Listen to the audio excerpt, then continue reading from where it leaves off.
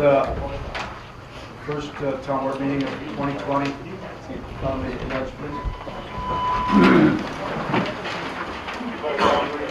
To the flag of the United States of America and to the republic for which it stands, one nation, under God, indivisible, with liberty and justice for all. Thank you. There's just a couple things I want to go over. Is I know that a lot of people are here with the solars, so we need to be courteous to each other. I know there's a public hearing tonight. Be courteous to the board. We'll get through this thing somehow. So, and I thank everybody for coming out in the weather and being here tonight. So, the first order of business is we'll review the minutes from the December 11th to 30th, and the organizational meeting on the 6th.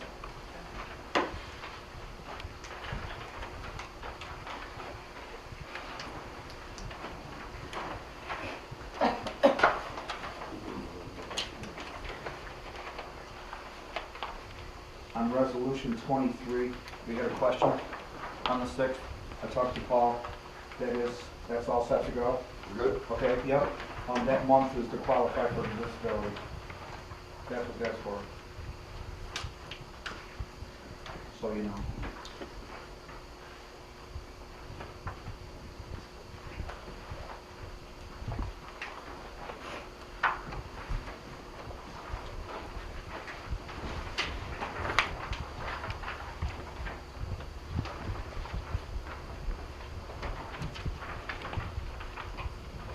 Everybody go with them minutes?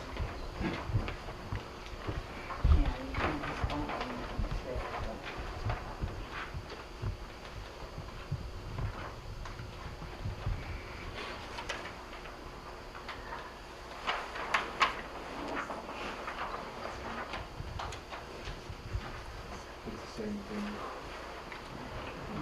It's the organization.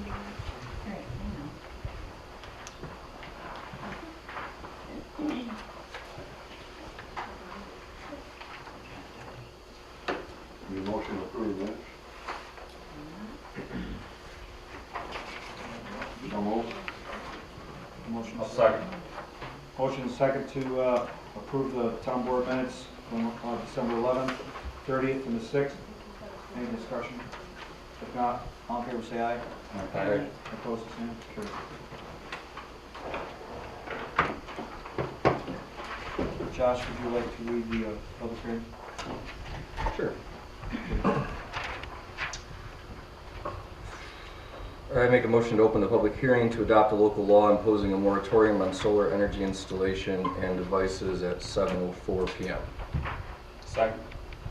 Motion made and second to open up the public hearing on the solar for installation of devices. Any questions? If not, all in favor say aye. Aye. Opposed, the same. Carried. Public hearing is now open.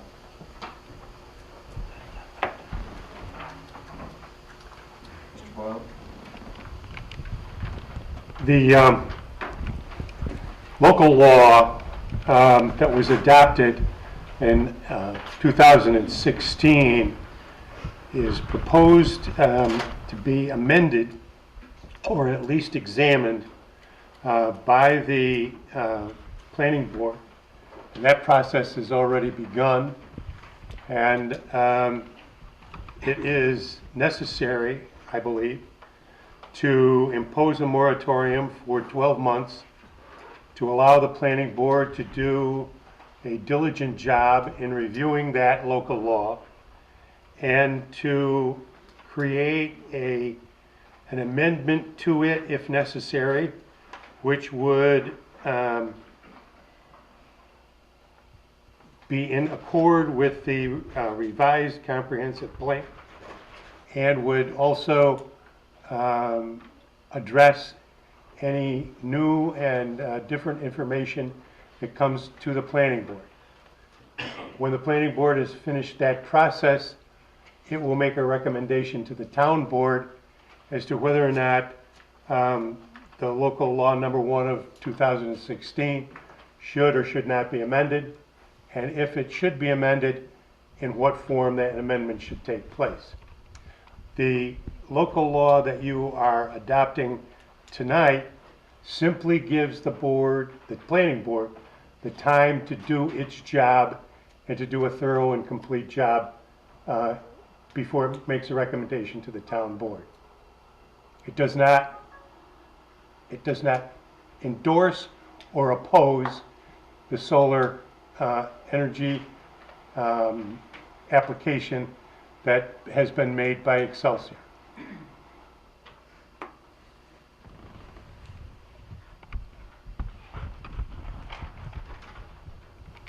Any comments? Yes, Amy. So if the planning board gets the new law rewritten in less than the 12 months, when can the moratorium be lifted? Since it's a blanket moratorium for all solar projects, I believe, in the town. That would be up to the town board to rescind the moratorium, adopt a local law, rescinding the moratorium, and going forward on that basis. A question came up earlier too, as far as people that have already come to the planning board and filled out applications for the smaller projects for their homes or roofs and things. Does this stop anything in progress? Yes. Or it does stop it? Yes. There was a blanket moratorium on all installations, all applications for installations and the implementation of those installations. Even though they've already been in process? If they are installed, Not certainly installed, just in process, waiting for final approval from your planning board. They have to wait now? yes. Okay. That question came up. I didn't know.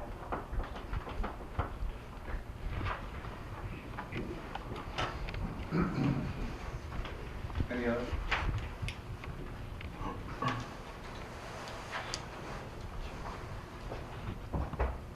I have a question for the public. How do you all feel about it?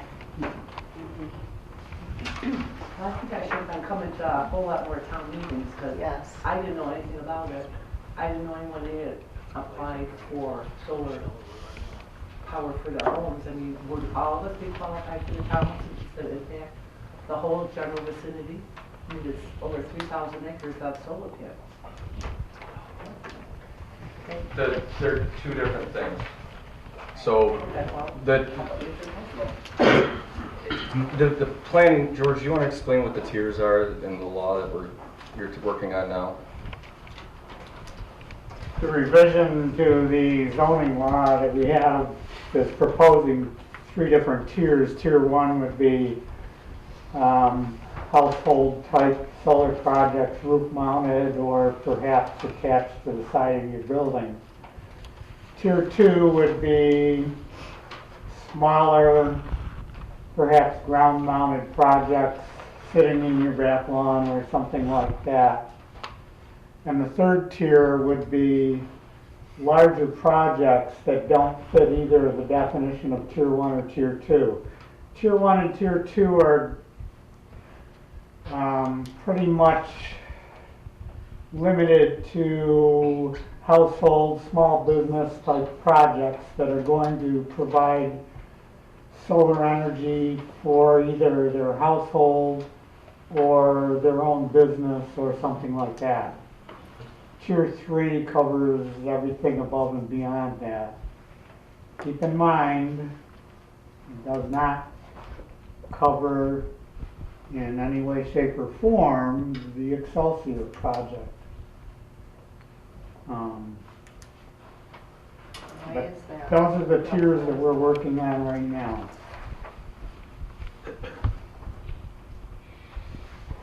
So I heard a couple people ask, why is that? Because, and please correct me if I say this wrong, because it's a Article 10 project, it goes to a siting board. And the siting board can choose to follow what we put in our local law, but they can also choose not to follow it. So what George and the planning board have been working on for the last number of months have been trying to figure out what would work best for Byron. For most people, it's not going to make everybody happy. But we understand that it's possible the siting board could just throw everything for that out because it's an Article 10. But we still have to go through that process so that we have the local law, we have the setbacks, we have the whatever other requirements you want for smaller projects that may come in that wouldn't fall under Article 10. They would have to adhere to this Tier 3 requirements. Does that make sense?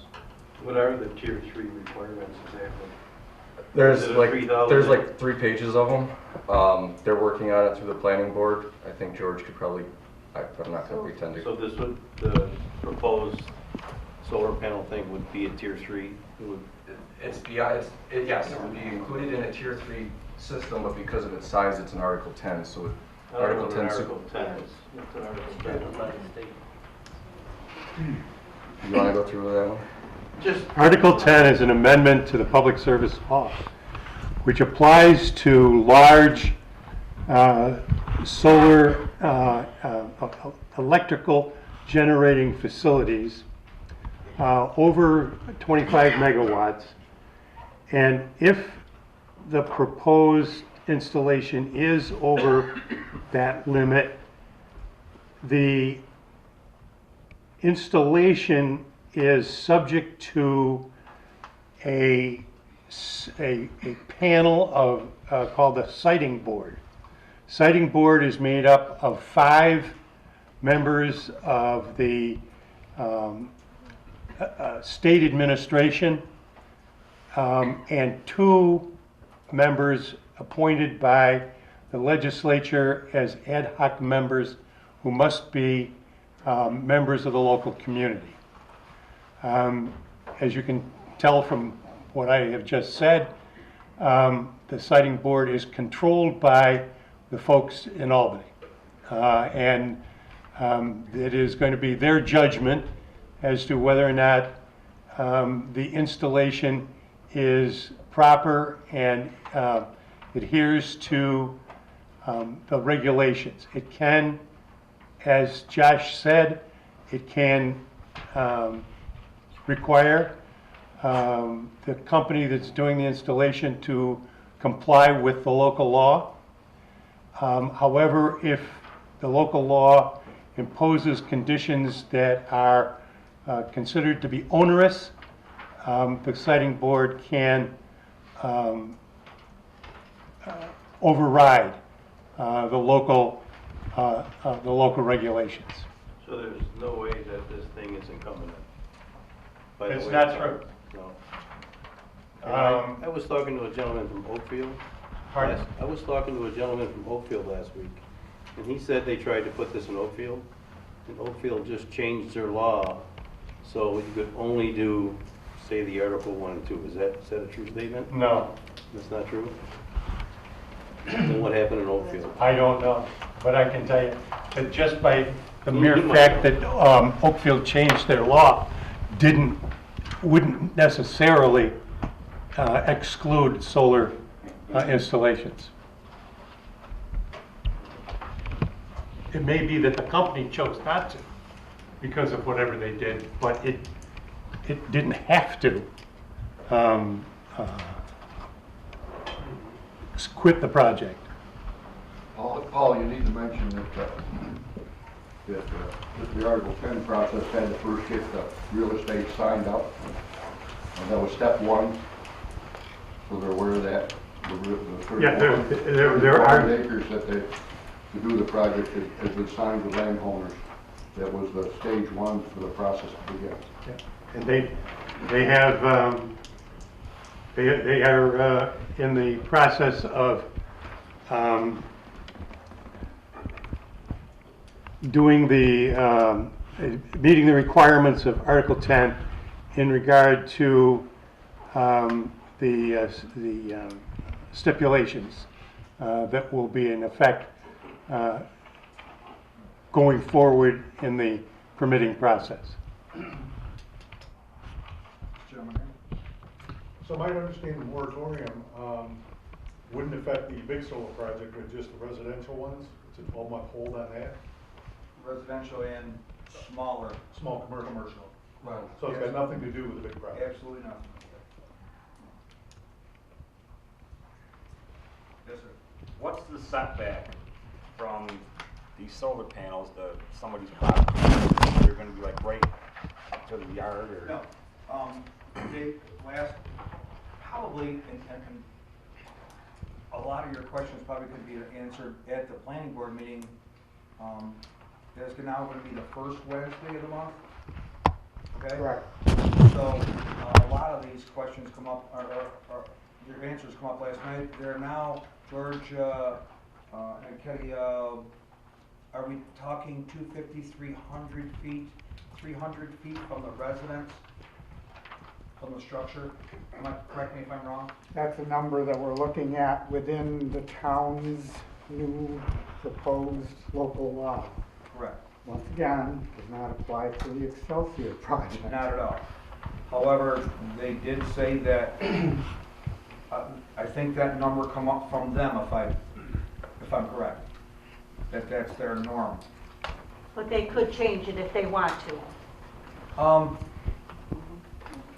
would assume. So if they wanted to bring those right up to the edge of my property, they can do that. And there's nothing I can do about it.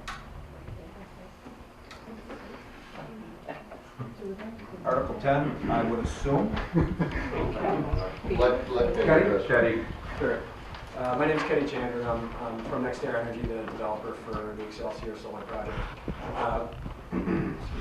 We've been really involved in working and attending planning board meetings and weekly meetings at the Byron Hotel at Candy's, just to hear people's concerns, but also hear people's concerns as it relates to the local law. Although sure technically we could seek a waiver for something like that, it's our intention to abide by the local law. We've been involved in those meetings to help inform our design process. So whatever setbacks that I hope that we can settle on, we'll work with design. It is our intention, as the supervisor mentioned, that we're already aiming for setbacks of 300 feet from property lines, from residential structures, or perhaps even 200 feet from the property line itself. So it's an ongoing conversation. We're looking forward to continuing to work with the town. But as I said, we're here and we're having conversations to make sure that we can design the best project possible. Do you have a projected start date? Start date of what? Installation? So the project is targeted to enter commercial operation at the end of 2022. The exact start date of construction will depend on the Article 10 outcome and timing for that. When will that be?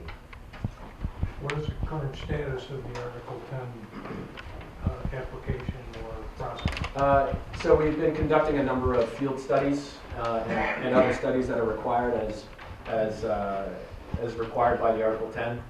So we're just in the process of those. Once those are completed and we are using those to inform design, then we'll be submitting our application. But the exact date for the submittal of the application has not been finalized yet. And what will this do to all our property values for people that moved out for a rural country region, that type of environment? If we could stick just with the... I will say that we are having meetings every Monday at Candy's at the Byron Hotel every Monday at 7. They've been going on for a number of months now. Either myself or somebody at my team has been to every single one. So if you have any questions about the project, I encourage you to attend those meetings. I apologize, Candy. I've told the planning board not forgot, but I failed to tell them that every Monday at the Byron Hotel, 7 o'clock. There's meetings on this. So, all's welcome.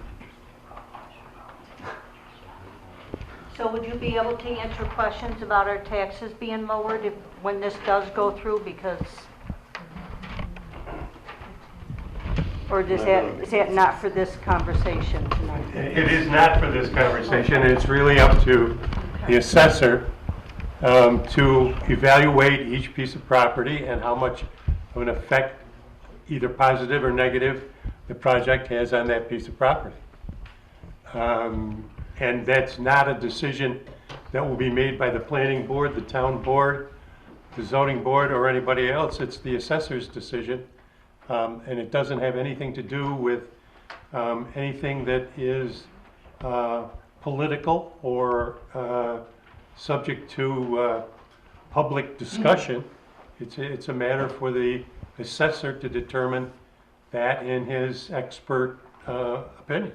Well, it was brought to my attention that the money that this company is going to give the town of Byron, that it would help bring our taxes down. That is a possibility. That's Nobody what I has, was nobody asking. has, there are two aspects to that kind of a program. One is called a pilot, which is a payment in lieu of taxes. And the other is a community host agreement. And those two programs provide for the company to make payments to the town. And both of those are negotiated between the town and the company. And what happens to that money then becomes a question for the town board to make that allocation. Thank you, Paul. Yes, sir. I'd like to make it clear that the Monday meeting is not a government-sanctioned meeting, but a public meeting. It is not sanctioned by the town at all. Not at all. So getting back to the moratorium, since there's a number of new board members up here, I just want to reiterate that there's a portion of this moratorium that I don't agree with. I brought it up at the town board meetings, I think in November and December. Unfortunately, due to the way that our current law is written, it doesn't allow for easy descriptions of different types of solar projects. We basically split it into just two, whether it was ground mounted or building mounted, structure mounted, as opposed to doing the tiers that George discussed earlier. This moratorium on all solar, including building permits for attached solar systems, which would be on your roof or on the side of your building, those aren't going to be commercial systems. And I feel that if there's a resident in this room or in the town that wanted to do a solar project this summer, they are now going to be hindered by this moratorium when it really, I mean, the building permits, the reason that it was changed to building permits is that there's already oversight from the zoning officer and the code enforcement officer. So we didn't see a reason for it to go before a special use permit like the ground mounted systems or go before the planning board. It's my opinion that those attached systems shouldn't be stopped. If the moratorium goes through, would the planning board be able to give a variance to people if you're just putting a couple on your roof, or is this something that, No, not you know, to complete halt to everyone? Right, and I don't think we should be stopping the roof mounted systems. I think that's an encumbrance on the residents of the town due to these solar projects coming in when really they're not the same thing, in my opinion.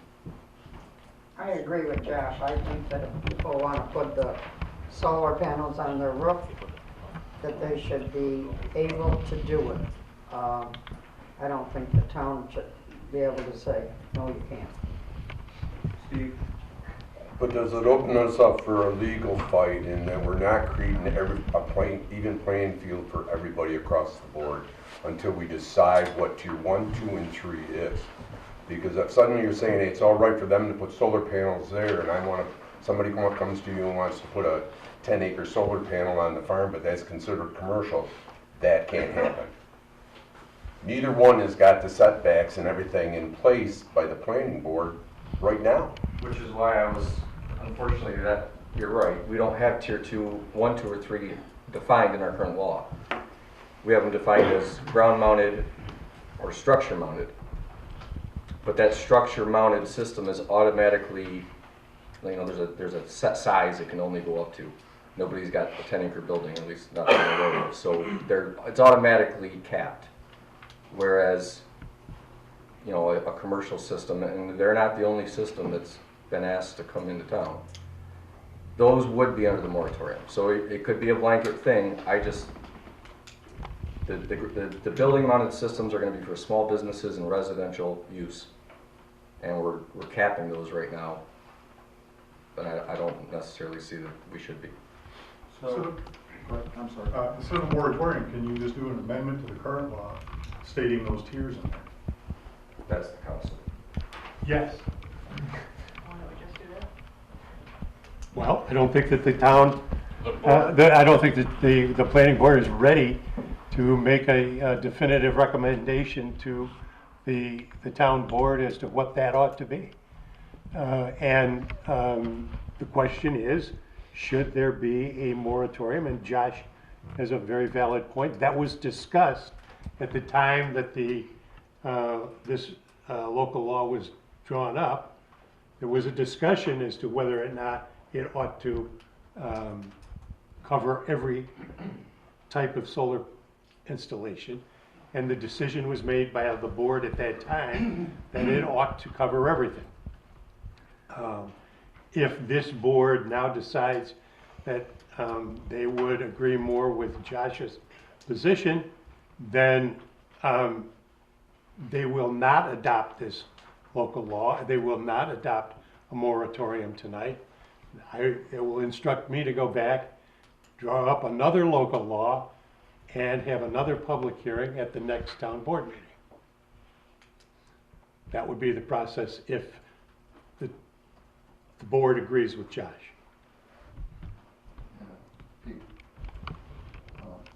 Like Josh and myself, we've attended every planning board meeting since Josh was on the planning board, and I've been at every meeting. As Paul stated, the present law has no distinction between tier 1, 2, and 3. So that was some reason why the moratorium is stated the way it is. Because presently, you know, if we had the moratorium, Paul would have had to draw something, well, it's all right to put it on your house, but then what would be a tier 2, there was no way for Paul really to distinctly put a tier 2. So the planning board's been working through this, and I think what's been 3 meetings, I think at least we've had on this, right, George? So far, I think. You know, we had one last night, I think was the third one. More than that. But what's that? More than that, but that's okay. Yeah, well, but anyways, we laid out the tier 1, 2, and 3 at the meetings. What we had for tier 1 and tier 2, we worked through that pretty quick. But when we got to tier 3, there's a lot of issues. There's been a lot of debate over it. So, you know, the way I see it, I can respect Josh's position, but, and as what Paul said earlier, if we get through this law and we can pound it out in the next couple months, I don't see why this moratorium would have to last a year. And for these people's concern, you know, I asked earlier, you guys gonna hold off till this moratorium's over? They got so much work to do in the planning phase. Their planning is gonna stop because of this moratorium. I think it has very little effect for them right now. They want to be involved in the law so that they know where we're going and where they're going.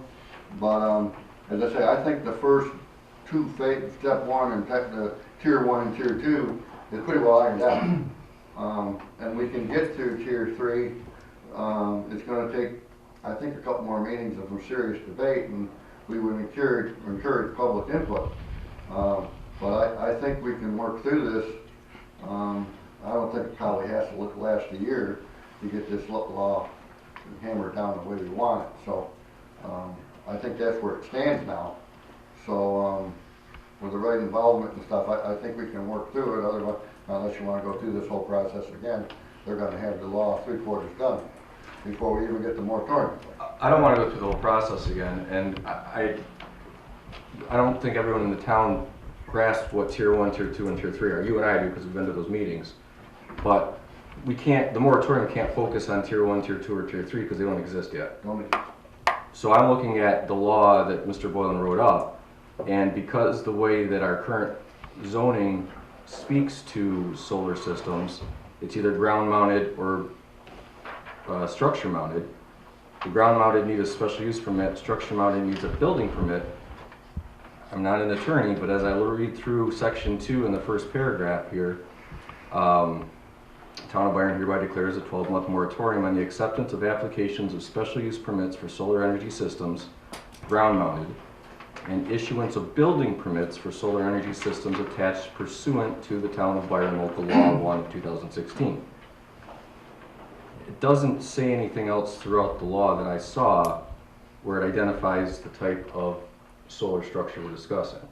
So if we removed and issuance of building permits for solar energy systems, then it strictly applies to the special use permits for ground mounted systems, which would cover all of what we're calling tier 2 and tier 3 in the next law. I have a question. What does it matter to you or the town if I wanted to put solar panels on my roof? If I go through the process, get the permit and everything, why does the town need a law saying, can't do that?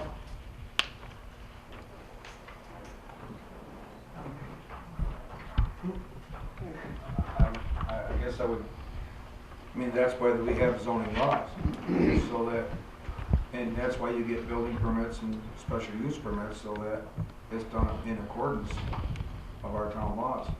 And the other thing I wanted to ask was, George, in your opinion, rather than go through all this process again, and I've attended a few planning board meetings as well, in your opinion, how many more months do you think it would take before you handed it to the town board? 2 more meetings, as Eric says? That would be my hope, yes. Just sitting here thinking, my thought is, rather than reinvent the wheel, if we could get, and it's January anyway, if we could get, and I personally like to lift it as fast as we could, if you got it done and handed it to the town board and be done with it. Devil's advocate, 2 months is his hope, so maybe it takes longer than that. And then we have public session for that law that we need to, and then we go through and rediscuss, because a lot of these people that are here tonight, a lot of them have been to the meetings, the planning board meetings, and they know what we're talking about, but not everybody has. So by the time it gets back before this board and we open up the public session, we're going to, I don't foresee us adopting it the first time through, I guess is my point. So now we're looking at 4 or 5 months out, and then it's not January anymore. Pete, I've been to a lot of the meetings, and with my view on it, you've made a lot of progress. You made a lot of progress last night. If you know, you adapted, you voted for a moratorium to try to get it done the right way. So, I mean, my thought is to try to finish it and maybe put a time on it if it can't make. There's a time of a year. Well, maybe you make it less than that. But, you know, with the progress you're making. I agree with you somewhat, Josh. I mean, it sounded like last night's meeting was pretty good. And if anything, in my opinion only, you may have to hammer out the setbacks. George? Yeah, that's one of the issues. I want to address the issue of agricultural protection and things like that a little bit more too. The one answer to the question about why the town has a law for roof-mounted systems. Roof-mounted systems are covered under the building code, so it's part of the building code. Okay? It's mentioned, it's sort of mentioned in the zoning law, but it's not necessarily strictly a land use thing. It's not really spelled out. Yeah, it's more a portion of the building code. Even though we have the same person that administers both codes. So you need to understand that. When it comes to small ground-mounted systems, that's where the complication comes in. We don't have a lot of them in Byron. We've got a few roof-mounted systems and one ground-mounted system that I know of, maybe two. And we have no applications pending right now. So, I don't know. That's just information for everybody. My personal opinion is I'm not sure that we need the moratorium, but that's my personal opinion. So you're thinking that we can get this done in a timely fashion then? Yeah. Again, it seemed like the only thing we needed to hammer out was setbacks. Yeah. Unless there's something else that I don't know about. You gotta deal with the agricultural part of this, one way or another. And you know, I'm here not about spreading manure on it, I'm not here, I don't care if this guy make $1 million on the land west of me. But if anybody drives down State Street, just drive down State Street, look across there, and all you see is weeds in that solar. There's nothing in our zoning, nor would these guys work anywhere, that says anything about keeping this place clean. I had somebody come to me on my own farm and say, we'd like to put a solar farm there. Okay, you investigate them, and what they say is this: we're going to put the solar panels up, put a fence around, walk away because the weeds will be good for the soil. I said, what the freak, are you guys nutty or a fruitcake? But nothing is mentioned. So when George brings it up, I had a conversation with George. You know, one of the things that was mentioned at one of the planning boards was that if you got Class A or Class B land, you know, you shouldn't be putting the solar panels on. It's not a bad idea. It should be going on some land that is less productive. But if you don't address these things now, what are you going to do? Bring it up in 2 years from now? When suddenly you see all over Byron some of the best quality land in Genesee County just with a whole bunch of solar panels on it. You know, and you know what? My own son-in-law, who's not a farmer, he just owns a house down the road. I says, but his lawn is his third child. And you don't want to see a weed in it or nothing. I said, let me tell you how this works. Mare's tail was growing up in the middle of my driveway. This stuff grows 6 feet tall. Does anybody have an idea what 3,000 acres of that would do to the town? But no one's addressing that issue. And I should have been there last night. I was at a basketball game for my granddaughter. But you got to address these things before on a go-forward basis. When we had at the South Byron Hall about the new plan for the town of Byron, one of the things that was brought up at that meeting, as I said there, God didn't make any more land for his people to grow food on. But yet the state and some people decide the best land in Genesee County is going to have the solar panels on it. You don't have to go far either way to find land that is less productive and less useful. And you could put the solar panels in them. I get it. It's the power lines that does it going through Byron that does it. But we got more issues. She brings up, well, what's my house going to be? What's the set aside? Well, we hear the set aside possibly being 300 feet from a resident, possibly 200 feet from a property line. Was that that's what it's going to be, or that's what's suggested by them? And I'm not putting them down. I'm just saying, is because they suggested it, do we automatically take that into account? So I just feel I'm like not so sure in the next 2 months that now that we know that we don't come here to talk about this, that we need to go to the planning board meetings and have these sites, that it could get done in 2 months. But the issues of sooner or later got to be brought up, because once you set this in the law into motion, that's going to be it. I just want to know if the town of Byron is going to have my back when these people come in and decide to do whatever they want. I pay taxes to Byron, not to anybody else. That's why I just feel Byron should back me up because these solar panels are gonna be all around my house. And I just wanna make sure that I don't have to look at some grotesque looking thing. I got told they're gonna put up fences, they're gonna put up trees. Well, anybody that puts up a pine tree knows you gotta have at least 25 feet for it to at least do its business and grow nicely. I just wanna know what Byron's gonna do to protect me as a taxpayer for this town.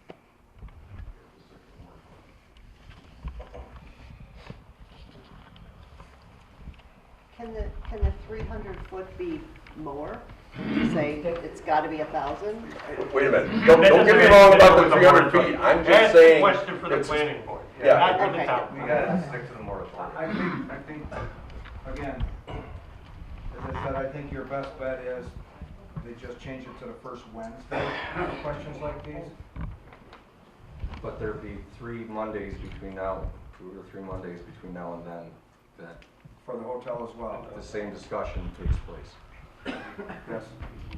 So, I can't speak for everybody else here, but I think that there's such a large turnout because a lot of people here want to talk about the Excelsior project. And I know that you're saying go to a different meeting for that, but I think that there's a lot of people here who want to talk about it here tonight. But this is for the moratorium. So when you guys finish the discussion on the moratorium, can we then talk about the Excelsior project?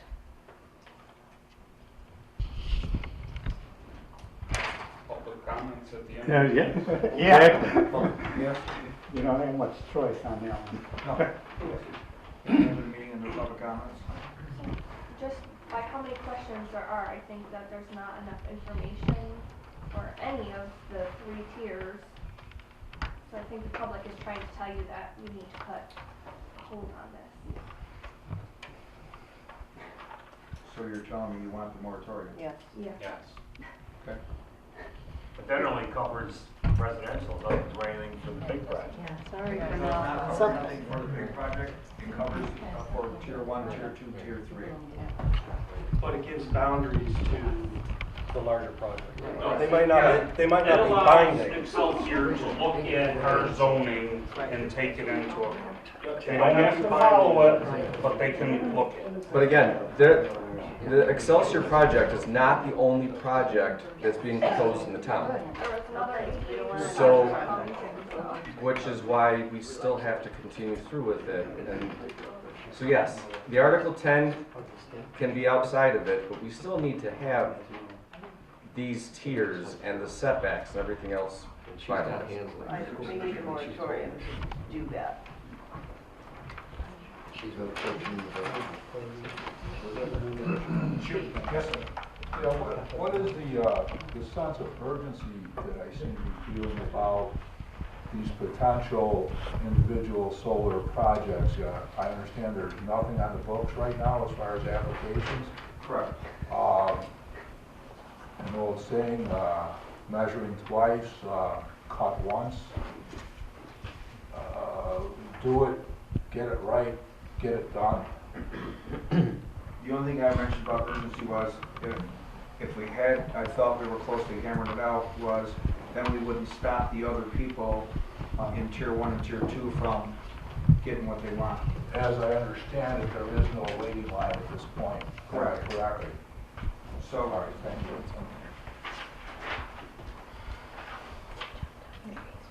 anyone else?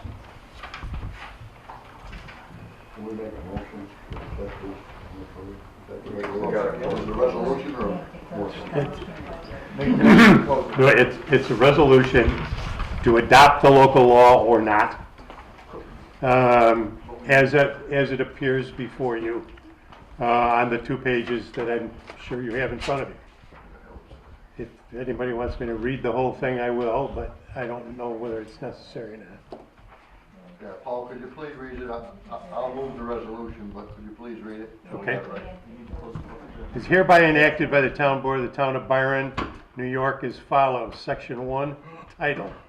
This local law shall be referred to as a local law imposing a moratorium on the acceptance of applications for special use permits for solar energy systems, ground mounted, and the issuance of building permits for solar energy systems attached pursuant to Town of Byron Local Law Number 1 of 2016. Section 2, Purpose, Intent, and Enactment of a Moratorium. Pursuant to the statutory authorities vested in the Town of Byron to regulate and control land use in order to protect the health, safety, and welfare of the residents, the Town Board of the Town of Byron hereby declares a 12-month moratorium on the acceptance of applications of special use permits for solar energy systems ground-mounted and issuance of building permits for solar energy systems attached pursuant to the Town of Byron Local Law Number 1 of 2016, and hereby amends the Code of the Town of Byron to provide for such moratorium. Whereas the local law of 2016 was adopted by the Town Board of the Town of Byron in order to permit and closely regulate solar energy systems in the Town of Byron, and whereas the Town of Byron is a community with abundant agricultural land desirable to persons and entities seeking to develop solar energy systems, and whereas the Town of Byron adopted a revised comprehensive plan on January 9th, 2019, with the stated goals of preserving the agricultural base land and farm operations, maintaining the rural character of the town, and encouraging green energy, and whereas the Town of Byron revised comprehensive plan addresses the need for proper planning of the location of renewable energy production facilities, and whereas the Town of Byron agricultural economy and the market for renewable energy continue to evolve, it is necessary from time to time to modify town regulations to better suit current economic conditions and community needs to ensure both the town economy and residents' quality of life are maintained and enhanced. And whereas the zones in which the issuance of such building permits and special use permits for solar energy systems are currently permitted may be too numerous, so that the ability of the Town of Byron to protect the health, safety, and welfare of its residents is adversely affected. And whereas it is possible that the zones in which the issuance of such building permits and special use permits for solar energy systems are currently allowed may be so numerous that the continued vitality of other commercial and agricultural uses in the Town of Byron may be adversely affected. Now, for the foregoing reasons, the Town Board of the Town of Byron hereby enacts a 12-month moratorium on the acceptance of application, building permits, and special use permits for solar energy systems pursuant to Town of Byron Local Law Number 1, and the Code of the Town of Byron is hereby amended to provide for such moratorium. Section 3. During the effective period of this local law, the code enforcement officer and/or the Town Planning Board shall not issue any new building or special use permits pursuant to local law number 1 of the town of 2016. 4. The moratorium imposed by this local law shall be in effect for a period of 12 months from the effective date of this local law. The Town of Byron may, in addition, by additional local law, extend the moratorium period for a period not to exceed 6 months, or alternatively terminate said moratorium prior to its expiration. 5. The invalidity of any provision of this local law shall not affect the validity of any other provision of this local law that can be given effect without such invalid provision. Effective date. This local law shall take effect immediately upon its adoption by the Town Board of the Town of Byron and the filing thereof with the New York Secretary of State. Thank you, Paul. So, I need a motion to close the hearing. Motion to close public hearing. Motion made and second to close the public hearing at 7:50. Any discussion? If not, all in favor? Aye. Aye. All opposed, the same. I'll tell you what we're going to do is we'll do the resolution. Jeff, would you read the resolution adopting local law number 1? I offer the following resolution and move for its adoption. to adopt the moratorium on solar energy systems pursuant to Town of Byron Local Law Number 1 of 2016. Is there a second? I'll second. Resolution made and second to adopt the local law for a moratorium for solar energy. Proposal for it, Eric? Any discussion? Any discussion? Just for protocol, did we find out if this is a moratorium, are we allowed to vote on it if there's a conflict of interest? Is this a solar issue or not? No, it's a zoning issue. So we can vote? Yes. Okay. So just checking, because I do have a conflict of interest. So I don't want to vote on something and be wrong. Pete, wasn't there 3 members that were brought up the last time that was going to be checked to whether or not they could vote? Yes. And has that been?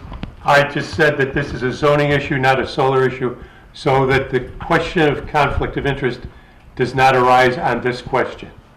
So on the other questions, are On other questions involving the solar energy process,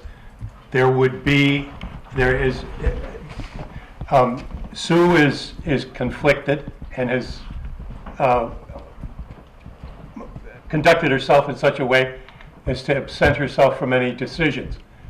I have asked the county Board of Ethics to consider whether or not Josh and Eric are conflicted.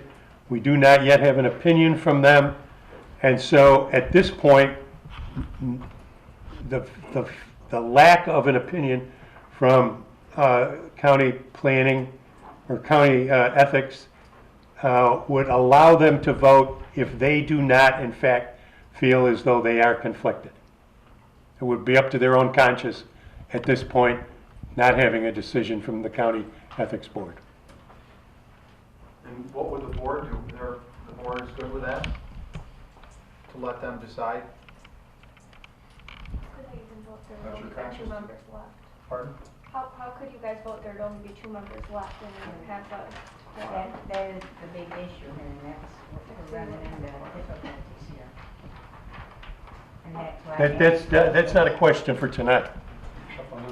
That's a question for another night. Or another issue. I'm voting yes. Yes. Yes. No. I think what we'll do, most everyone here is for solar, rather than boring you with this whole agenda, we'll move the agenda around, so you don't have to sit here all night for this thing, and we'll open it up to questions, for the large part.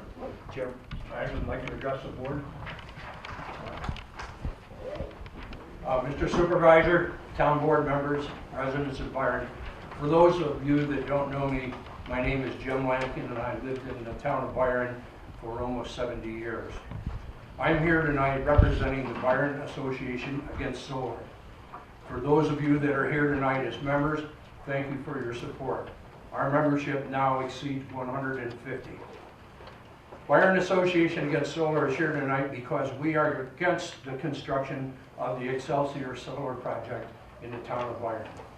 I'm not going to rehash the many reasons why we are against the project, except to say that we feel it will forever negatively change the town's rural character. I've been to almost every Excelsior Solar Project meeting in 2019, and not once has the question been asked, do we as a community want this project in our town? Yes or no? Individuals have spoken for or against the project, but not once have we been asked for a show of hands to voice our opinion. Even though we know our vote is meaningless, it would give the town board some sense of direction from its citizens. This project keeps moving forward, but no one really knows what the citizens in the town of Byron are thinking or the direction of the town board. Some may feel that because it's a New York State Article 10 project, it's a done deal and there's no stopping it. That's not true. Yes, there's a siting board in Albany that will ultimately vote and decide the fate of this project. And yes, there are 5 members from the state, and in theory, 2 members from our community on this board. Although only one has been appointed, and he is from Bergen, at least we have one. Just because a project will be voted on by the siting board doesn't mean that its approval is automatic. There are many studies yet to be done and reviewed before the siting board votes. We can only hope that these studies are thoroughly completed and are unbiased. There is a lot of criteria before voting that the siting board must examine to make sure the fit is right with our community. One such requirement is a consistency with the town's comprehensive plan. Specifically, the scoping statement must contain the following: a statement as to whether the municipality has adopted a comprehensive plan and whether the proposed land use is consistent with such comprehensive plan. Yes, we have a plan, and no, the proposed land use is not consistent with the comprehensive plan. The Town of Byron Comprehensive Plan was approved by the Town Board in January 2019 and was a result of a 2-year study by the Town Comprehensive Planning Committee. 2 public meetings were held and a survey was mailed to over 900 households. There were 198 responses to the survey that determined the final result and set the direction of the community for the future. It concludes that agriculture is absolutely essential to the Byron community and everything possible should be done to preserve it. Here's a few highlights from the comprehensive plan. Protecting its rural character is the primary issue for the residents of Byron. In 2010, of the total acres in Byron, 20,727, 11,858 were tillable, representing 57% of the town. An estimated 15,128, or 73%, is agricultural in nature. 12,475, or 60.4%, are classified as prime farmland. Another 5,083 acres are classified as prime farmland if drained. Results from the survey: agriculture is a high priority for town residents. Over 95% of the residents feel local agriculture is very or somewhat important, and 65% feel the town government should take an active role in supporting agriculture. The top 2 goals: number 1, preserve the agricultural base, land and farm operations, and number 2, maintaining the rural character remains the most crucial factor. If you have not read through the town comprehensive plan, it is on the town board or the town website, and actually it's quite interesting to read. Clearly, the proposed 1,500 to 2,000 acres of mostly prime farmland for the Excelsior Solar Project is not consistent with the adopted 2019 comprehensive plan. In late December 2019, the Byron Association Against Solar mailed a flyer to approximately 945 households within the town of Byron for the purpose of obtaining a count of individuals who oppose the solar project. The response has been significant, even though our timing of sending it out over the holidays may not have been the best choice. As of today, we have received 208 responses against the project, which I will momentarily submit to the town board. All have been verified either as residents of Byron or they own land within the town of Byron. The total number of responses exceeds the total number of 198 received in response to the comprehensive plan survey, which was used to frame the Byron's future. Clearly, 208 voices speak loudly and cannot be ignored by the town board. The board, representing the people, must listen to their constituents. In view of the fact that the Excelsior Solar Project is not consistent with the 2019 comprehensive plan, and the 208 community members have by their signatures rejected the construction of the Excelsior Solar Project in Byron, the Byron Association Against Solar respectfully requests that prior to the submission of the final scoping statement, the town of Byron go on record as being opposed to the Excelsior Solar Project. All future activities and actions should be directed against approval by the siting board. The Byron ad hoc member of the siting board should be instructed to prepare a presentation to the siting board rejecting Byron as a potential site. Thank you for allowing me this opportunity to speak to you tonight, and I would ask that you remember the words of Mr. Spock.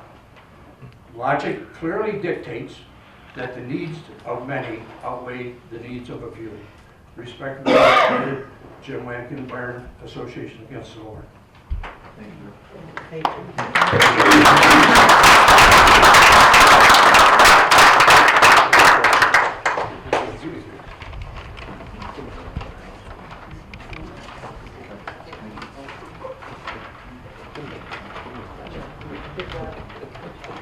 So we should have some more questions. Anyone have any? Yes, sir. Would it be possible to have a referendum, townwide referendum on the subject? No. Referendum, I don't want to be like an 8th grade civics teacher, but this is a representative democracy, not a direct democracy. And there are only certain things that can be submitted to referendum or permissive referendum. And the question of the adoption of a zoning law or the participation in the Article 10 process are not among those things for which a referendum is possible. And at least a binding referendum. To complete my statement or question, even if it was not binding, would a referendum be able to be sought and submitted to the siting board? Again, even if it's not binding. You can't call it a referendum, you could call it a straw vote. Okay. Straw vote. That's what we just did, it really is. But we sent out 900, we only got 200 back. You know, I would like to have 900 back, but 200 is about 10% of the population, which is about normal. Yes. I just want some clarification. I forget the special counsel's name, but the first meeting that they came and talked, did they not say that for everyone that they've been on the ad hoc council, if the town had put a law in place, even if it was, you said outlandish or outrageous, whatever, that they agreed to it, that they went with what the town had said? Yes. The siting board has, in other instances, agreed with the town board as far as the imposition of a zoning law, but they do have the power to override the town board, either in total or in part, in deciding which regulations the project is going to be subject to. But they could, so why would we not make our law how we would want to see it as concise as we could, and if they go above us, they do. Instead of just saying, well, it's not going to happen anyway, so why try? That's up to the planning board and the town board, not me. It's a good point. They get the big bucks.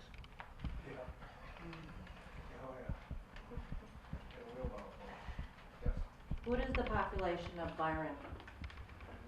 2,000. So you got 2,000, over 2,000 people of Byron and only 200 sign this. Thank you. But maybe the other ones really weren't aware of the project. I just found out about it like 2 weeks ago when I got a letter in the mail.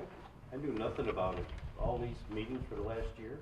Well, maybe the solar panels aren't going to be around your house, but you know. No, she owns Well, they're right down the road from me.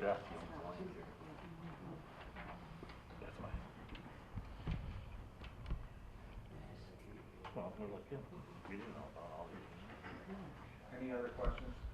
Now's the time. Go. Is there a way where we can actually submit those to the state? Because if the state's in control of the project. Absolutely. The Byron Against the Solar is a participant in the intervenor funds and has a place at the table before the siting commission. And they can submit anything that they want to.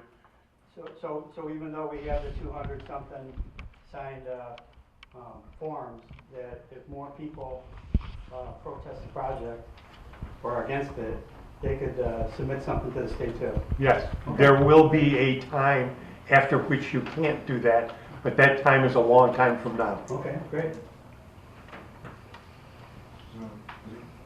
Yep. You show them on top of that? You're Sue, right? Okay. I really appreciate that you bringing up that there's a conflict. I wasn't aware that there was one. If whoever on the board has a conflict, if you're comfortable, would you mind telling us who you are and what the conflict is? My conflict is I signed up 16 acres of land on the Castle Road. Okay, to sell? To project. Okay. It was being leased and farmers no longer wanted to lease it, no one wanted to buy it. And they made me an offer and I took it. But I'm not gonna lie about it, and No, I really appreciate that you brought it up. that's why I don't vote on things, and that's why I asked if this was pertinent to solar or just town business, because I can state my opinion. I cannot vote on anything as far as the solar project does by law. And the moratorium is a law for the planning board, so I get where it was okay for me to vote. But I'm not gonna vote unless I'm sure I'm voting legally. I appreciate that. I'm going to vote the way the public asked me to vote, because 16 acres isn't gonna make or break me rich or poor. In that, it's just, it was a financial thing, that why not? But what I'm saying is a lot of people are gonna make a lot of money on it, and others are not gonna make much at all. But you voted me in, and if you tell me you're dead set against this, I'm gonna vote against it, even though I have a stake in it. But that's who I am. That has nothing to do with, anything else, and that's why I would be the first one to say, I have a conflict of interest. Thank you. I have absolutely no skin in the game. I'm one of the members that Paul's referring to. I have a family member that's in BAS against it. I also have my father married a partner that has land in the project about 8 years ago. So after I was grown and out of the house. So I have family members on both sides. I have no interest in it. There was one more though? Okay. Yeah, my name is Eric Huber. I probably have I carry the highest assessment in the town that's not a utility, probably, as far as agriculture land. I run the biggest, probably responsible for 50% of the ag GMP in this town. We run a large dairy operation, close to 3,000 cows. We did not sign up anything. I had no idea when Excelsior started. We were asked if we were interested, and we need all our ground to run our operation. And we rent some ground, and we swapped some ground with some other people. We got the need to dispose of over 30 million gallons of manure a year. We need every acre we can get our hands on to run our operation.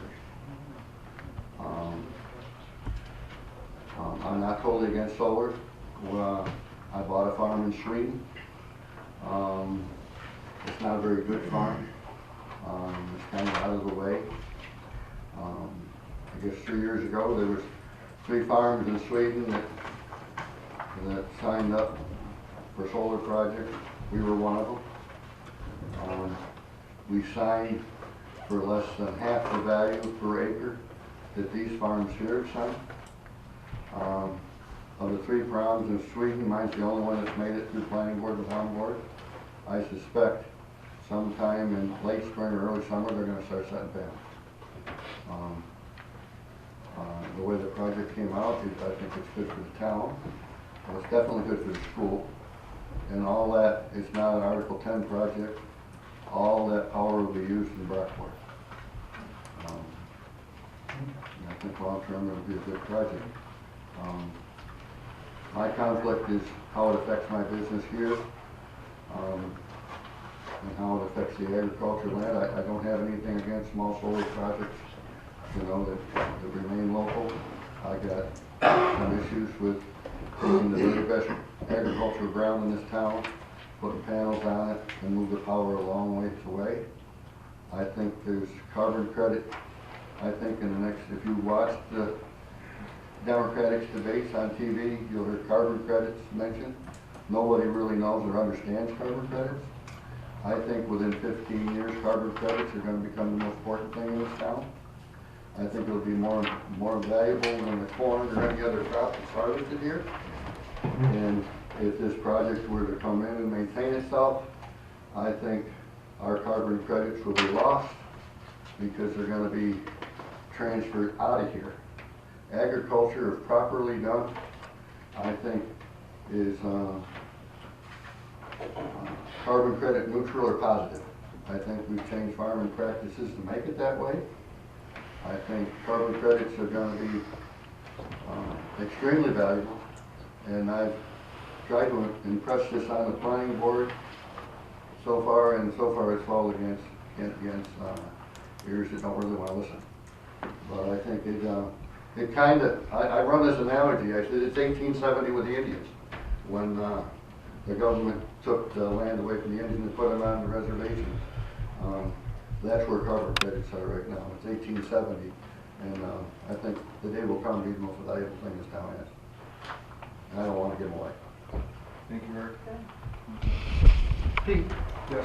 One thing, we heard from Sue that she was going to, vote with what the public wanted. I'd like to hear from you two, what your thoughts, or if you're not going to vote, or... I have no skin in the game. I was elected by the public, and I guess the one thing I would caution everybody is we don't know yet exactly what we would be voting on. And you've been to all the meetings with me, you know how I've presented myself. I don't want to come out and say it's a great thing, and I don't want to come out and say it's an awful thing, because I just don't know yet. I don't know what the town is going to get from it. I don't know what the compensation could be. And you've heard the numbers that I've taken from other municipalities. And until I can see that visual map, and I can see the impact it has on the houses that are next door, and I can hear from everyone in town, because truly, I mean, there's 50-something people in this room, 25 or 30 of you have been to all the meetings with me as well. But that's still a small representation of the town. So if we get through this whole thing and Ketty and they present this project, and the overwhelming response from the town is no, then I go with the overwhelming response of the town. Is it possible to do like a computer generated, like you got, you can look at your house on, you want to drive down Bank Street Road to Batavia, where you could look at this virtually and see what it's going to look like? Nobody really has any idea, other than say by GCC in Batavia, there should be some type of interactive thing where you could get a sense of how close it's going to be, what you're going to see when you drive. I think that'd be a positive thing. Well, couldn't the Because town nobody knows. ask the company to do that? Can I have some information on that? Okay, so as part of the Article 10, there's a part of the application that has to do with visual impacts. As part of that exhibit, we do provide some visual simulations. It's not as sophisticated as what you're saying. I don't think that technology exists, at least that's accessible for us for this purpose. But so that is a question that we will be addressing in the application. In addition to what sort of your more traditional engineering drawings of where the panels would go. So if I may just say a couple of things. We really care about the Town of Byron's input into the design of this project and the potential impacts that it might have, both positive and negative, right? So there are a tremendous amount of positive benefits that this will bring to the town of Byron and the greater area. Some of the things were mentioned today, potentially lowering taxes. A lot of that is out of my control. However, the project will bring a significantly more revenue to the school district, to the town, through a pilot agreement, and to the county. But we're also trying to come up with creative, more tangible projects through a host community agreement that have come from you, people in this room even, that the project wants to fund to benefit the whole town. So there are two sides to the story, and I urge you to come out on Mondays. We want to answer your questions to the best that we can. And we certainly want to take into account the local law that comes out of the planning board. We come out here a lot of the time. It's honestly not easy because we hear this kind of feedback, but we keep coming. And so I hope that you will continue to work with us to, as I said, try to make this the best project possible. Excelsior means ever upward. When we thought about this project in the beginning, we really envisioned it as being the best example of what a solar project could be. And we're committed to working with everybody in this room and beyond to try to make that happen, and I hope that everybody will continue to work with us on that. So that's all I'll say.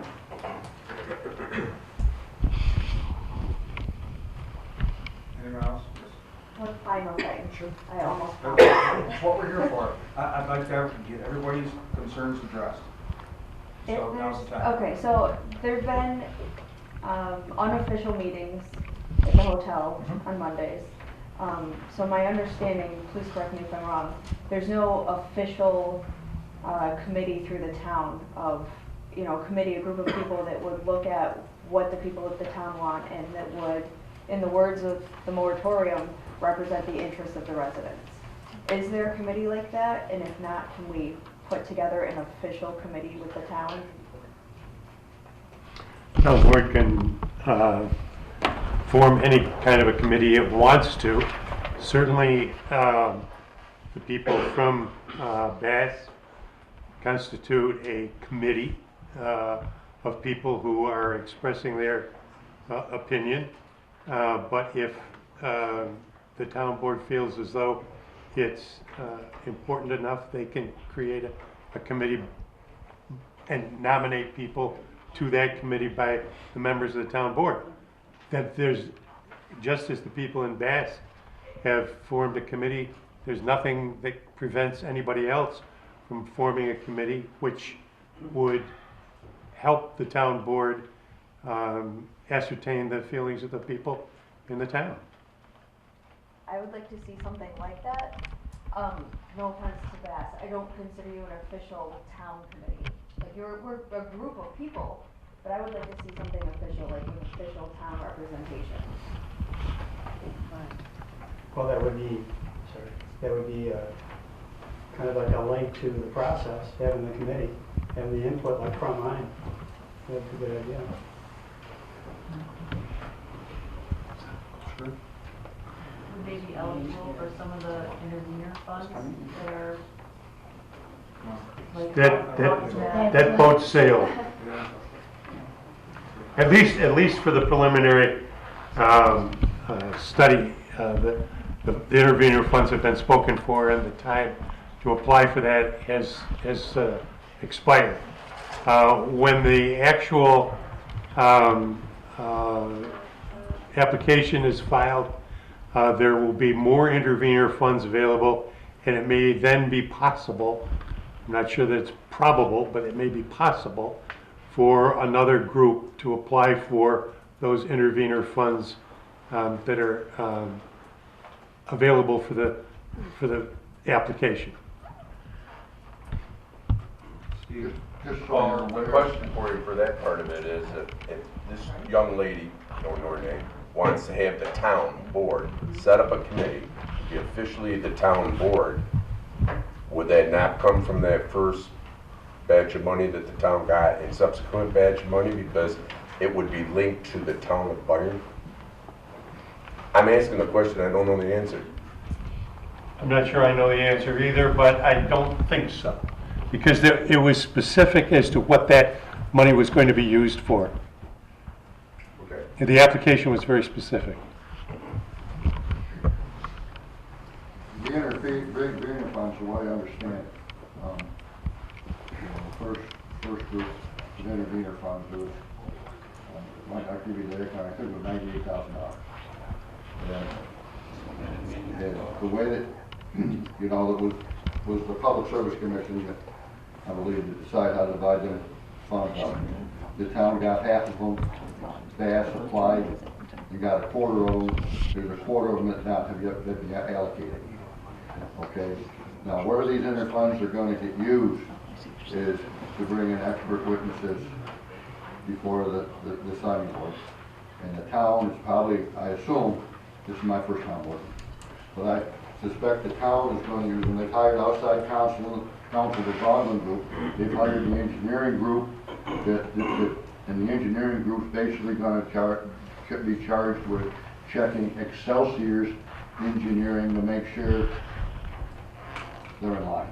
You know, there's no, so basically, the way I understand it, you know, and basically on the Bass side, I believe their funds are basically going to be used up for the legal proceedings and the work that we've done, getting this information out to the public. I mean, that's been, I believe Bass's main goal is to get you people informed, you know, is what they've worked on. So that's how that money's been divided up, and quite frankly, it's gonna go pretty quick. So Byron got money, but they didn't choose to inform their residents? They chose to hire counsel and... Just for the record, that money hasn't been dispensed yet. Oh. They gotta get to the next, that lady right there can help me, they gotta get to the next place, wherever that is, before them interfunds are gonna be released, and she can probably tell you what it is better than I can. No, so for folks who don't know, my name is Michelle Paisecki. I'm Article 10 counsel for NextEra on the project. I just want to make clear there are two separate sets of intervener fundings. The intervener funding that's already been awarded is associated with the preliminary scoping statement that's already been issued. So both the town and Bass, the funding that was awarded for that was for review of that document and participation in the stipulations process. There will be another set of funding that is awarded at the application stage once the application is submitted for review and discussion and further process associated with the application. Can you describe what the preliminary scoping statement is? Sure. So in terms of the Article 10 process, the preliminary scoping statement is kind of the first official document besides the public outreach plan that talks about the studies that Kenny was referencing earlier that are being conducted in order to put together the application. There are 41 exhibits that'll go in the application. A number of them have studies associated with them to look at things like visual impacts, environmental impacts, you know, what species are available, what the current land use is. You know, there's a lot of things that go into that application.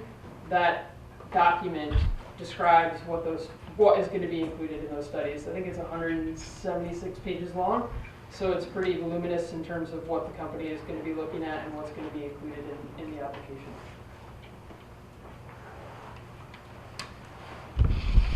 I just want to recognize the committee that you're talking about may not exist from the town board forming it, but Candy has pretty much formed that on her own starting 3 or 4 months ago.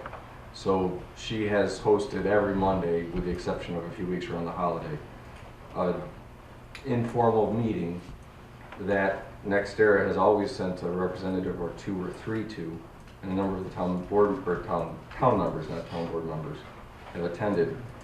At those meetings, they've discussed certain things that they would like to see outside of simply a pilot program.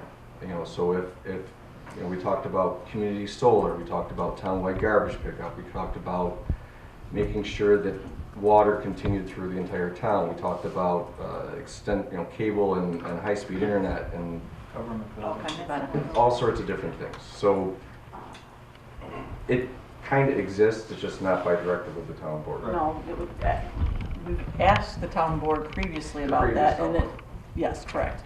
And nothing came about, so that's why we just kind of went off And I to the side. appreciate that too. So, yes. But I would like to see our town representing Okay. the interests of the Let me residents. fix that. So, I always consider Josh and Candy my solar gurus. Sorry. So, can you be our town representative, Josh, to the meetings on Mondays? Sure. Would that help? I think it will. Would it be town sanctioned at that point? Just so you know that I've been invited to a couple of things to present any of the information that was discussed at the meetings. We've had some notes, and I forward them to the town prior to the change of the board. I did look at intervenor funding and possibly applying for that, but they didn't want redundant studies, et cetera, so it seemed silly for me to look into that outside a third party from what was already being done by the town or by the group opposed to the whole project. So I don't know if they wanted to sanction something or if we wanted to a grassroots, more official, and present that to the town later on. That would be fine. Is the board averse to having like an official town committee about this? I don't know. Okay. I guess my question is, what do you think the committee will accomplish that? That Candy's group is not, I guess we're gonna do it twice. Well, I think the groups are great. We have to stay, as a town board, we have to stay open-minded to people that are in favor and people that are opposed. This room, I think, is full of people that are strictly opposed. I know Candy has told us, because Candy does come back and tell us that, at her meetings, she's giving information as far as websites and the different processes that she's becoming well aware of. And I guess I don't know what you want the town, the committee, you want committees formed of pro and con, or? No, I was It would thinking be on the that, record. well, and perhaps an official town committee, not that what we say matters to the state, but might be considered slightly more than just community groups if it's from the official town, is my thought. I don't know if it's actually true. But My thought on that is that the planning board is the official, Meeting place. the planning board is the official designee of the town board to consider planning of the town. And it not only considers ordinances and that kind of thing, but it does make recommendations to the town about other things. So it would seem to me as though, and the planning board would certainly, anything the planning board did would certainly be referred to the town board, but also would be an official board of the town that would be considered by the siting board. So it isn't going to do any good to have a great deal of duplication. And as much influence as Candy's group has and the planning board has, it seems to me as though if people are interested in making their wishes known, those are the two places that you should go. If the town board wants to form another committee, then that's up to them. But I think you can get committed to death. And whether you realize it or not, too, our planning board has been on top of this since the very beginning, when we first even heard about this. That's back when Aaron was on it and everything, and you guys did speak with people from Genesee. We had people come to our board meetings. See, I love this tonight because we got a full board. a lot of meetings, there's 2 or 3 people in the public. But because of the zoning project, it's bringing you all out. And there's a lot more going on in this town than just the solar, but that's the big hot topic right now. And like I say, more people do need to go to the planning board meetings because they are your official meeting. They are the ones that plan for this town. They are the ones that bring us recommendations.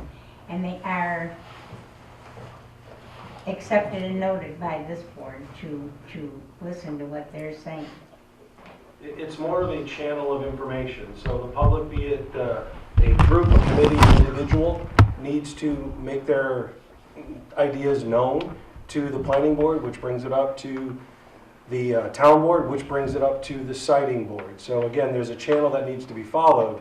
How we do that is really up to the town or the individual. So Candace's group is one of those groups, Bass is the other. That needs to go through the channels of the planning board up to the town board, which again then gets represented with the siting board members, or one at this point, possibly 2.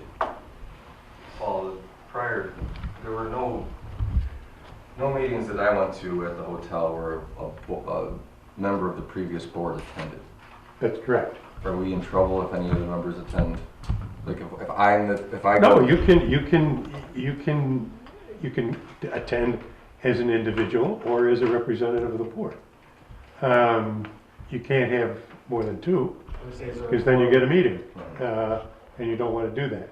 But if one person from the town board goes to those meetings and reports back to the board, I think that's a fine thing to do. Can I say one thing? One thing that's really stymieing me through this whole process, and Candy's been great with the meetings. I grew up in the 70s, and I'm coming from Watergate in my high school years. Deep Throat had a statement he told Bob Woodward at every meeting: follow the money. And I've been trying to follow the money on this project, and it does not exist. It is impossible to do. You can't get one number out of them people where the money's coming from. You can't get one money how much the governor's putting out. The only thing that we've been able to get is off Josh's cell phone when he checks other Article 10 program. The money we will get in host and pilot agreements will come in the form of kilowatt and how much they're willing to give on a kilowatt basis, and we don't have any idea how much money that's going to be or where it's going to come from. If we can do away with all the taxes in this town, I'll sell my cows next week. I mean, what the hell do I want to do it for? I got 48 employees. We get up every morning, we work till sunset every night, and there's no vacations. I mean, it's stupid. But until I get some hard financial facts from somewhere, we can't make any decisions. I mean, you can form all the committees you want, but I haven't been able to get $1 out of these people, and they are not going to tell you. And all the land contracts they sign with the landowners, they're all secret.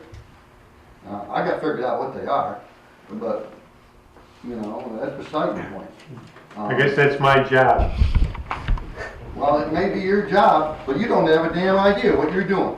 Oh, I don't? No, you don't, because you don't know where the money comes from. You don't know how much there is. Yeah, now that's... Okay, I'll shut up, but until you figure that out, we're not going anywhere. That was very disrespectful. They'll say it's private. We're done. Huh? Yes, George. Couple parting comments. For those of you that don't know me, my name is George Squires. I've been a resident of Byron for 15 years. Before that, I was the district manager for the County Soil and Water Conservation District. Last night, I was elected chairman of the Planning Board. Shameless plug for the Planning Board. We have 2 alternate positions open, and we're looking for people to fill those 2 positions. So if you have an interest in coming to our Planning Board meetings, please consider filling those alternate positions. And 2 more things. Some people in the room are certain this is a done deal and we have nothing further to do about it. And I'm not convinced of that. 2 things to consider on your way home. Teddy, first of all, I'm gonna put you on the spot a little bit. NextEra, have you ever been a part of a project that has backed out? In other words, I don't know every project that has been developed by NextEra, but I can speak to New York.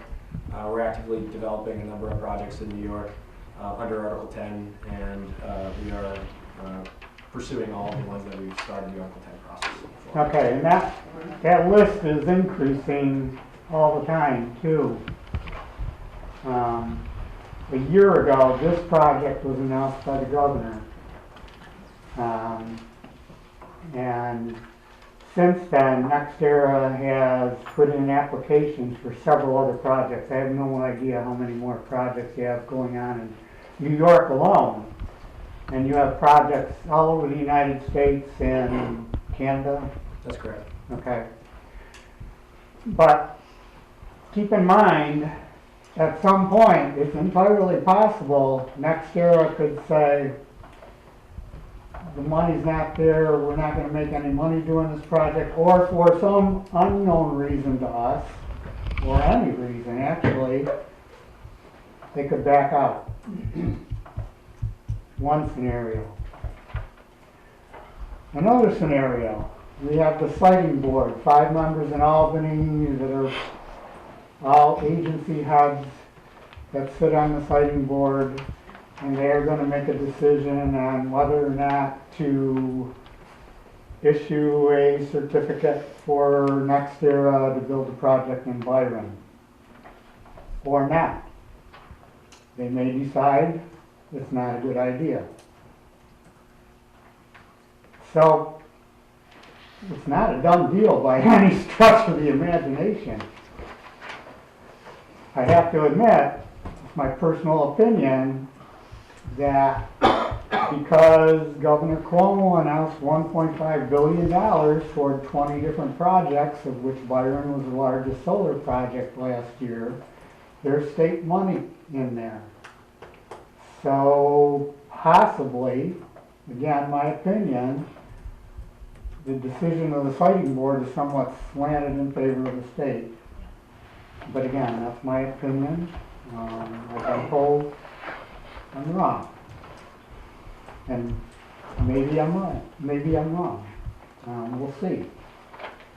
But there's no absolute guarantee that this project is going to happen.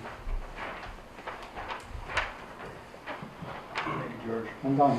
I'd like to add to George's point there. There's only one siting board member that has been chosen so far. I recommend that those that wish to have local representation make a comment to, is it the Assembly at this? The Assembly chose? The Speaker of the Assembly has made the appointment. The Leader of the Senate has not. Correct. So get to your senator and request that a second individual from the town itself be elected. Now you Again, said that for person from representation. Byron, there's somebody from Bergen that is going, right? The individual is That's not from Bergen, Byron. that is correct. How can they go from, they live in Bergen, how can they represent Byron? It is the county. So the county would, they submitted 4 names, the town submitted 4 names, and they have to choose one from each. Thank you.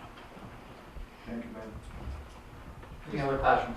Can I correct that statement? Yeah, I know you're- They can choose from any of these. Correct, yes. So the submission is 4 of each. They can choose any of the 8.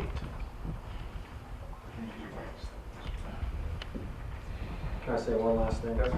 Just to address a comment that was made. So where the money comes from, NextEra Energy Resources is part of NextEra Energy, which is a publicly traded company based down in Florida. So it's an American company. You might be familiar with Florida Power and Light. That's our sister company under the same ownership. We're one of the regulated utilities down in the state of Florida. You know us. We're the ones who come to the rescue, various surrounding states and Puerto Rico included, to help them with their grid when they get hit by a hurricane. So we're homegrown. That's where the money comes from.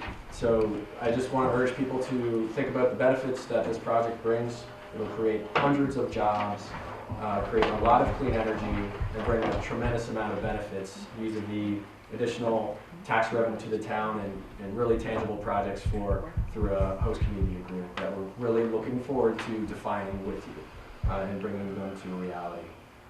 And so I'm looking forward to continuing to come to these. Thank you. Anyone else? Are we all set?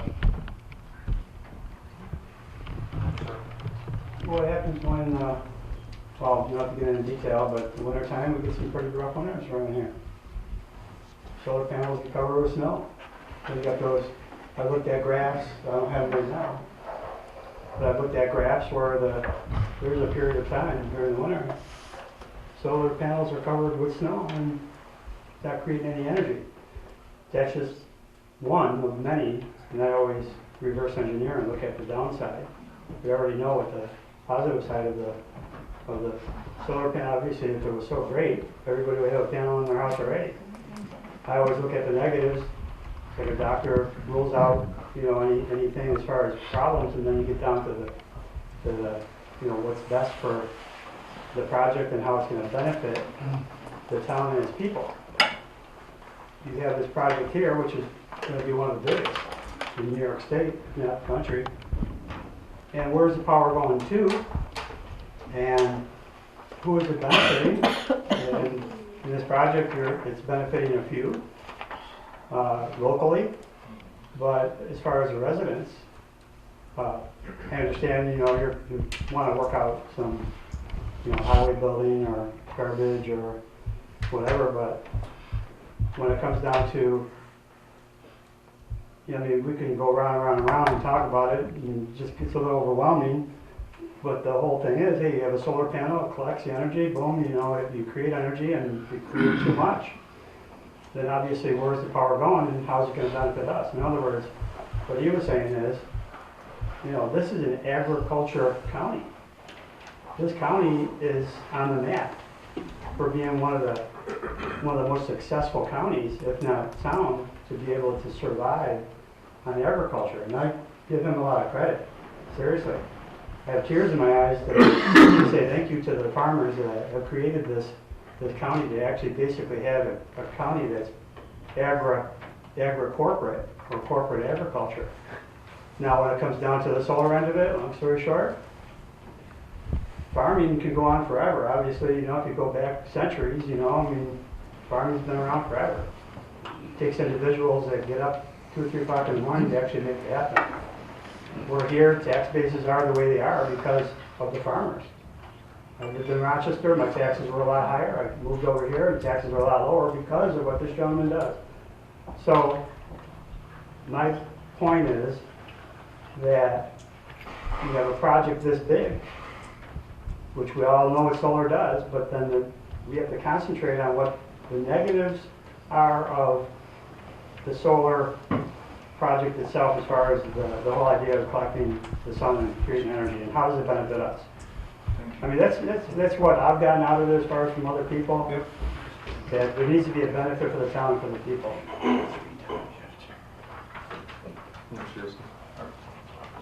thought her hand was up. Yeah, just on a personal note, when I take a walk in the evening, I want to see the crops. I don't want to see solar panels. I walk down my street, there's nothing for miles, and I like it that way. That's why we're here. That's why we live here. That's it. I'd like to make a comment about farming and surviving farming. The top suicide rate is by farmers committing suicide because we can't survive. This is an alternative so we can continue. This is a steady income so we can survive. Mother Nature has made it hard 3 years in a row. You look around the croplands right now, half of them don't have a crop. And I can attest to that, and all you have to do is go to Farm Service Agency in Batavia. You have to protect the farmers that are here, that are trying to survive. That's why Eric Zuber signed up his own property. That's why he has solar going on. I'm doing nothing different than he is. He is opposed to the land here, but it should be equal. We are trying to survive. This is not just one farmer benefiting, this is many farmers benefiting. So we all can survive, and we won't be the statistic of committing suicide. All you have to do is Google it. How many farmers are getting out of business because we can't survive? Would you people rather have me develop it into housing? Then only I survive and get the benefits. This is an opportunity for the whole town to benefit. Yes, there are some provisions for having it look different. The solar energy people are here every week. Sit down with them, meet with them, tell them your concerns. You don't bring it up to a meeting. Go individually, then they know where you're located, what your concerns are, address them directly. It's not to be brought up at a meeting to say, I don't want it. Thank you, Barb. I think that's all we've got. We'll take a little pause so that the ones who want to leave can leave. Well, I just want to make a recommendation. I'd like to make a recommendation. The fact is that the comprehensive plan was wonderful, put together by the town. This kind of snuck up in regards to the size of this type of project. I'd like to make the recommendation that during or after this, that we look at the other green energy projects and start putting in laws, or at least get something in the books in regards to perhaps other types of green energy, wind perhaps, so we don't have to have these conversations and be ready for something that comes down the pike. I have one question. Did the memorandum pass? Yes. Did the memorandum pass? I just heard a couple of yeses or no's. I didn't hear any. Moratorium. I'm sorry, moratorium. Yes, it is passed. Okay. 1 year. We'll take a small recess, let the people pass this way.